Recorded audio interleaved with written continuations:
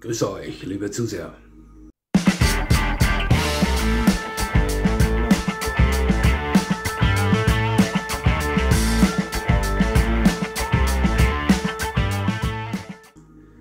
Nochmal herzlichst willkommen, liebe Zuseher, hier auf meinem Kanal. Ich freue mich sehr, dass Sie da sind.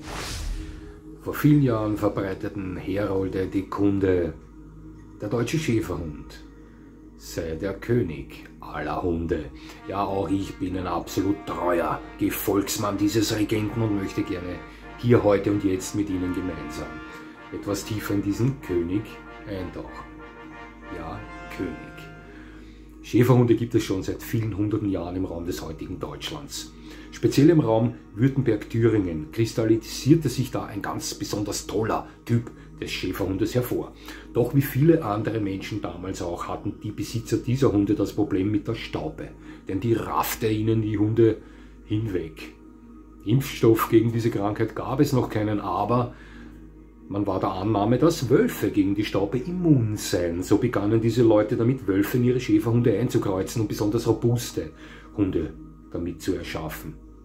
Schnell erkannten die, dass auch Wölfe an der Staupe erkranken können. Und diese Wolfshybriden taten das auch. Noch dazu wiesen die oftmals ein relativ negatives Charakterbild vor, denn die meisten Wolfshybriden waren entweder übersteigert fluchtbereit oder überaggressiv und somit nicht mehr tauglich für die Arbeit. Also wurde das Einkreuzen der Wölfe in diese Schäferhunde wieder unterlassen. Doch ein Mann, der blieb da an diesen tollen Schäferhundetypen dran, die damals selbstverständlich noch kein einheitliches Aussehen vorwiesen. Das war Rittmeister Max von Stepanitz und der wollte den damals schon als toll bekannten Schäferhund zum allerbesten Schäferhund der Welt formen. Startete sein eigenes Zuchtprogramm, welches sich als recht erfolgreich zeigte. Denn heute gilt Max von Stepanitz als der Urzüchter, der Begründer des modernen deutschen Schäferhundes. Heute ist der deutsche Schäferhund eine der bekanntesten, wenn nicht die bekannteste Hunderasse auf der ganzen Welt. Fast alle Polizei- oder Militäreinheiten in allen Ländern unseres Planeten haben deutsche Schäferhunde als Diensthunde. Auch in anderen Gebieten ist der deutsche Schäferhund präsent, sei es als Lawinenhund, Therapiehund, Sprengstoffsuchhund und so weiter und selbstverständlich im Privathaushalten, denn da ist ein ganz beliebter Begleithund, Familienhund, Wach- und Schutzhund, Gebrauchshund, ja, Abrichtesport und so weiter, das wissen Sie. Für mich der Allrounder unter den Hunderassen, doch dazu detaillierter etwas später. 60 bis 70 cm Schulterhöhe dürfen Sie bei einem deutschen Schäferhund erwarten und zwischen 30 und 45 Kilo an Gewicht, wobei deutsche Schäferhunde Rüden, wenn sie kapital sind, auch etwas schwerer werden können. Es gibt diesen Hund in zwei Fellvariationen, in stockhaarig und in langhaarig. Beide Variationen weisen dichte Unterwolle auf und sind somit extrem wetterfest. Es gibt ihn von schwarz über schwarz mit braunen Abzeichen, wobei die braunen Abzeichen in verschiedenen Tönen vorhanden sind, bis zu Falbfarben und Wolfsgrau. Es gab ja noch lange Zeit in Weiß, doch 1930, also in den 1930er Jahren, wurde die Farbe Weiß verboten. Aus den weißen deutschen Schäferhunden entstanden zwei eigenständige Hunderassen, von welchen ich noch extra Videos bringen werde. Die Gesamterscheinung des deutschen Schäferhundes präsentiert uns einen absolut wolfsähnlichen Typhund, groß, elegant, wunderschön mit aufgewecktem, tollem Charakter. Doch bevor ich hier mit Loblieder und persönlichen Erlebnissen dieses Hundes weiter fortfahre, möchte ich auch etwas Negatives ansprechen. Und das jetzt gleich, um es hinter mich zu bringen. Wie bei vielen anderen Hunderassen auch, gibt es beim deutschen Schäferhund Arbeitslinien und Showlinien. Ja, Sie wissen schon, worum es geht. Diese beiden Linien unterscheiden sich sowohl charakterlich als auch anatomisch. Während die Arbeitslinie hauptsächlich Hunde mit geraden Rückenlinien und gut gewinkelter Hinterhand zeigt, sind sie auch oftmals nur in zwei Farben zu sehen, nämlich in Schwarz und in Wolfsgrau. Nicht immer, ja, aber oftmals. Und sie haben vielleicht etwas weniger typvolle Köpfe. Alle diese Arbeitslinien weisen allerdings immer etwas mehr Pfeffer vor als die typischen Showlinien. Die wiederum haben einen etwas typvolleren Kopf, sind zumeist farbprächtiger und der Hauptunterschied zwischen den Showlinien und den Arbeitslinien besteht in dem stark abfallenden Rücken, den diese Showlinien vorweisen. Und das ist für mich ein schweres Problem. Denn wenn es jemanden gibt, der am Thron des deutschen Schäferhundes rüttelt, dann ist das keine Hunderasse da draußen, meiner Meinung nach. Dann sind es wir Menschen. Eine gewisse Züchtergemeinschaft dieses Hundes ist es, die am Thron dieses Hundes rüttelt. Ich hatte einen Arbeitskollegen, der besaß einen deutschen Schäferhund aus einer recht berühmten Showlinie Österreichs. Der zeigte mir Bilder dieses Hundes, ein wahnsinnig schöner Hund. Ich sah dann Videos und erkannte sofort, er hat schwere Probleme mit der Hüfte. Ich sprach ihn darauf an, er bestätigte das, sagte, ja, er hat schwere HD und so weiter. Aber, sagte er, ich schicke dir einige Videos von Hunden aus dieser Zuchtstätte, du wirst begeistert sein, meinte er. Ich sah mir diese Videos zu Hause nach Dienst an und war entsetzt. Ich sah darauf Videos auf diesen Dateien von Hunden mit wunderschönen Farben und herrlichen Köpfen. Diese Hunde wurden im Kreis geführt, mit diesen Hunden wurde gearbeitet und die krabbelten in der Gegend herum. Keiner von diesen Hunden konnte trappen oder gehen, laufen, die krabbelten in der Gegend herum. Schau, Winkelung der Hinterhand.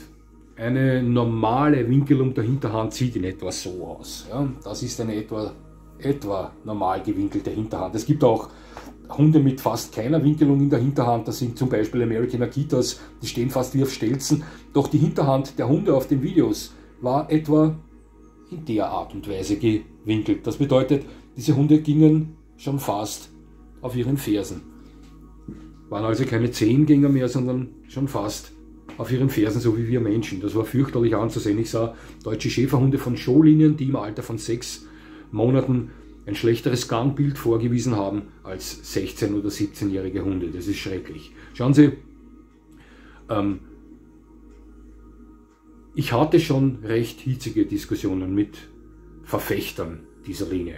Und mir wurde schon tatsächlich gesagt, allen Ernstes gesagt, was hast du? Mit diesem deutschen Schäferhund haben wir heute den gesündesten deutschen Schäferhund, der jemals existierte. Die meinten das ernst. Was wollen Sie mit solchen Leuten sprechen? Ja? Schauen Sie, ich habe mal einem gesagt, wenn ihr so weiter tut in dieser Manier, ja, dann könnt ihr auch gleich den Rassenamen ändern, von deutschen Schäferhund in färbiger Prachtkopfsitzer. Denn in Zukunft, wenn ihr so weiter tut, wird keiner eurer Hunde mehr im Ring, im Ausstellungsring laufen können. Die könnt ihr dann hineintragen, ihn dort hinsetzen und dann könnt ihr die Hunde nach der schönsten Farbe und nach den schönsten Köpfen bewerten, denn laufen wird keiner mehr können. Ja? Also ich hatte hier schon einige Diskussionen. Und wissen Sie, was das Groteske an dem Ganzen ist? Nachdem ich meinem Arbeitskollegen gesagt habe, wie entsetzt ich eigentlich war, was ich da gesehen habe beim Video, war er völlig baff und sagte mir dann noch, ja, als Tüpfelchen am i, dass alle diese Hunde, dieser Videos, dieser Dateien, die er mir da geschickt hat, auf sämtlichen Ausstellungen alles gewinnen. Da war kein einziger Hund dabei, der gehen konnte, geschweige denn laufen konnte. Die krabbelten, alle, ausnahmslos. Aber das waren alles Siegerhunde auf Ausstellungen. Und solange solche Hunde bei Ausstellungen gewinnen, ja, haben wir Schäferhundefreunde ein Problem. Ich bin der Meinung, dass, wenn sich das nicht ändert, der Thron dieses Königs, der für mich einen berechtigten König darstellt, ganz stark wackelt. Ja? Und wenn mir einer der Züchter derartiger Showlinien jetzt hier erzählt, er liebt den deutschen Schäferhund, dann erwidere ich ihm, du lügst mich an. Du liebst vielleicht den Profit, du liebst den Sieg bei den Ausstellungen, du liebst es, wenn sich der Name deiner Zuchtstätte verbreitet, das liebst du. Aber den deutschen Schäferhund per se kannst du nicht lieben. Würdest du das tun, würdest du keine Krüppel erschaffen. Der Hund selbst kann ja überhaupt nichts dafür. Das sind bemitleidenswerte Geschöpfe. Ein Hund ist ein Laufraubtier. Die Tüpfelhyäne mit ihrem stark abfallenden Rücken, die der Anatomie eines deutschen Schäferhundes von Extremshowlinien sehr stark ähnelt, ja, die wurde von der Natur so erschaffen. Die kann laufen und das nicht so langsam.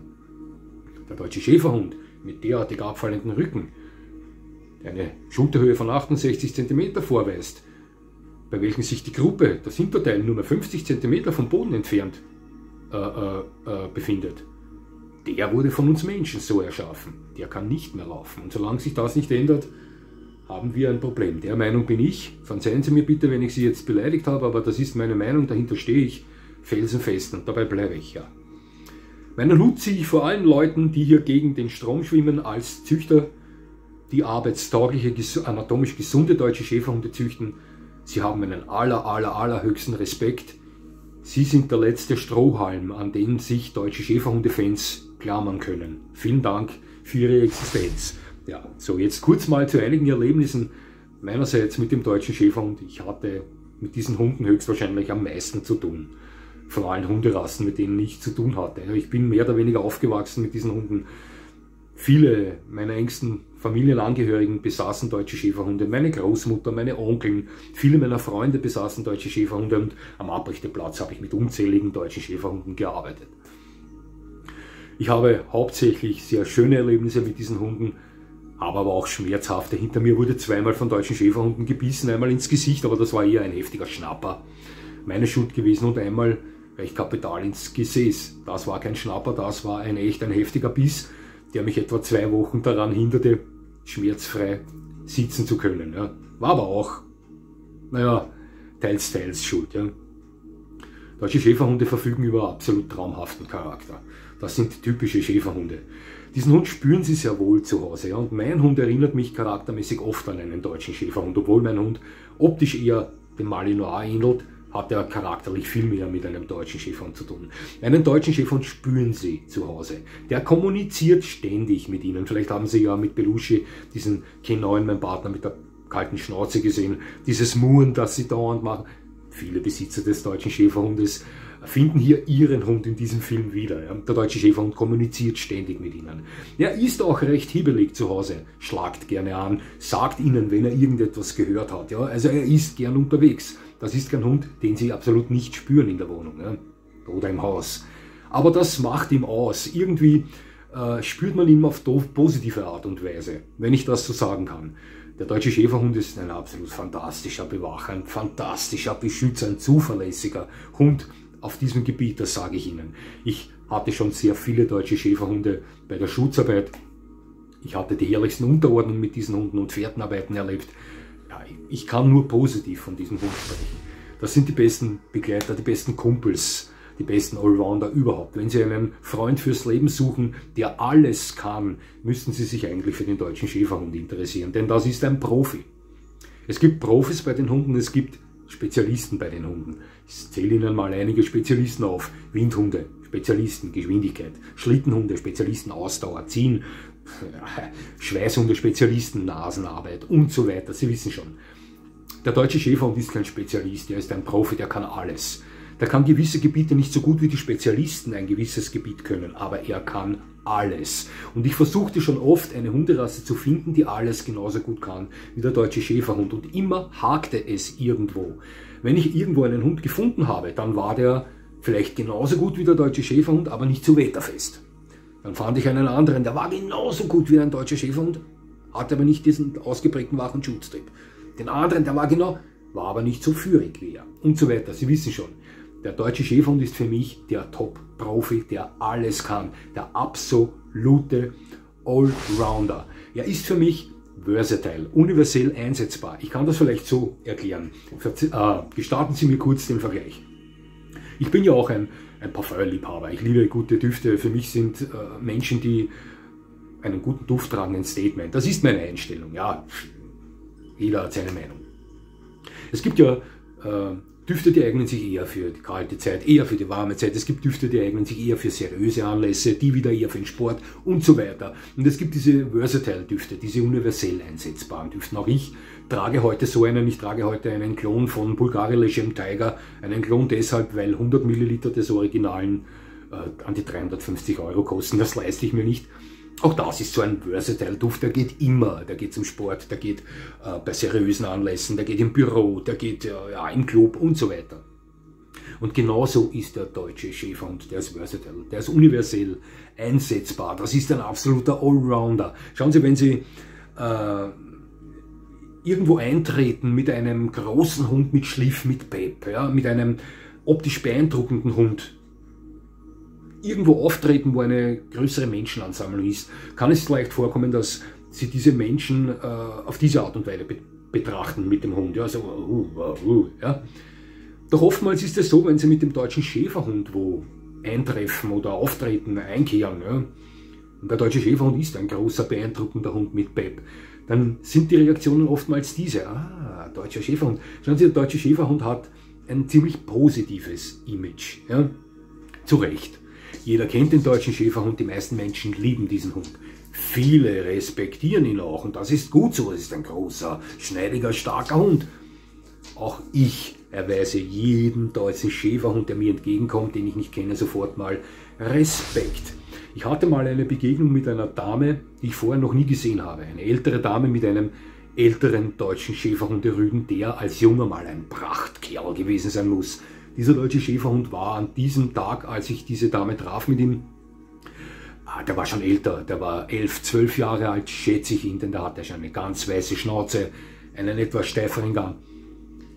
Auch diesem Hund erwies ich Respekt und hielt Abstand, doch wir näherten uns einen Schlagbalken, ja, wo man seitlich durchgehen konnte, doch da ging es sich knapp aus, zu zweit durchzugehen. Ich blieb stehen, wollte die Dame durchlassen, sie wollte dasselbe bei mir tun und Sie wissen schon, wie das ist. Dann beginnen beide zu gehen, beide wieder zurück. Ja, im Endeffekt gehen dann beide los, so war es auch bei uns.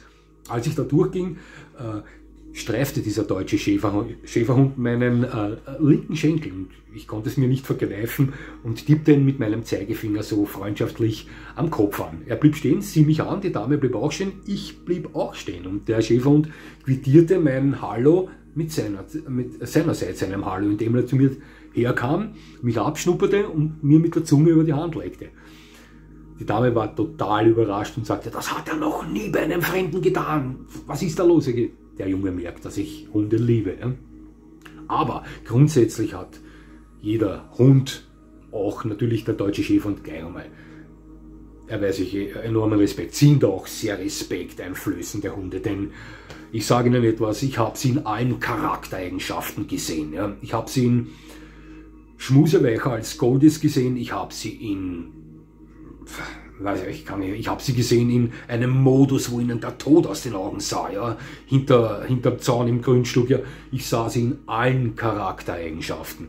Aber grundsätzlich, generell ist der deutsche Schäferhund der Top-Allrounder für mich unter allen Hunderassen.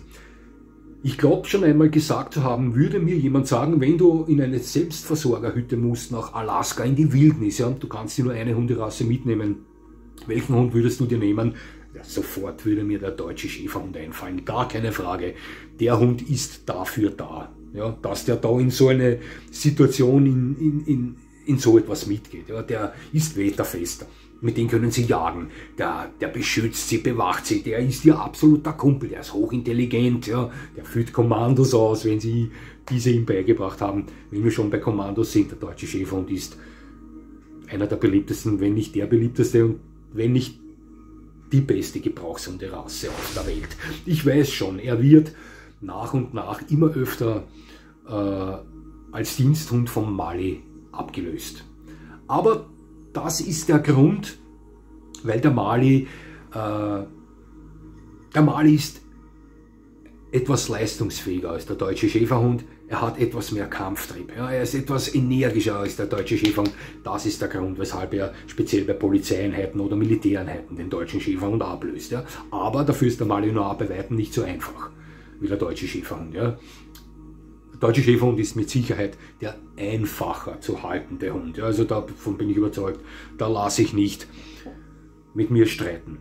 Nochmal, über diesen Hund ein Video zu bringen, das ihm gerecht wird, ist unheimlich schwer. Für mich ist der deutsche Schäferhund, obwohl ich ein eingeschworener Molosser-Fan bin, Bullterrier-Fan bin, ja auch Herdenschutzhunde-Fan bin, aber auch Gebrauchshunde-Fan bin, ist der deutsche Schäferhund für mich die unangefochtene Nummer 1 aller Hunderassen. Er ist für mich der berechtigte König. Das ist er für mich und ich bin mir sicher, liebe Zuseher, wenn Sie sich im Lager von Schlittenhunden oder Windhunden, Molosser oder Herdenschutzhunden befinden und sich noch nie intensiv mit dem deutschen Schäferhund auseinandergesetzt haben und das jetzt tun, dann befinden Sie sich in Zukunft im Lager des deutschen Schäferhundes. Das garantiere ich Ihnen. Das ist eine Hunderasse, über welche man stundenlang sprechen könnte, weil es so viel zu erzählen gäbe. Ja. Aber komprimiert gesagt, der deutsche Schäferhund ist für mich die unangefochtene Nummer 1 aller Hunde. Ein Hund, der immer geht, auch als Ersthund, wenn man sich in die Thematik einlässt, was will man mehr. Mit dem deutschen Schäferhund hat man einen Top-Familienhund für Vater, Mutter, Kinder. Einen absolut wetterfesten Hund, einen wunderschönen Hund, einen wahnsinnig intelligenten Hund, einen unheimlich effektiven Bewacher und Beschützer, einen Kumpel fürs Leben. Was will man mehr? Also, der deutsche Schäferhund, für mich der berechtigte König, an dessen Thron nicht gerüttelt werden kann. Wie gesagt, ich bin ein absoluter Anhänger und Gefolgsmann dieses Regenten und werde ich höchstwahrscheinlich mein ganzes Leben auch bleiben. Und das Thema mit diesen Showlinien, ja, auch das ist eine Meinung meinerseits, die ich felsenfest vertrete und weiterhin vertreten werde, und ich stelle mich hier jeder Diskussion diesbezüglich. Ja, liebe Zuseher, viel mehr kann ich von diesem Hund nicht sagen. Es gäbe so viel zu sagen, aber wenn man es kurz macht, vielleicht der beste Hund der Welt. Es hat mich sehr gefreut, dass Sie mir zugesehen haben. Ich würde mich selbstverständlich freuen, wenn Sie mir weiterhin zusehen, und jetzt wünsche ich Ihnen noch einen schönen Tag. Das war's schon wieder.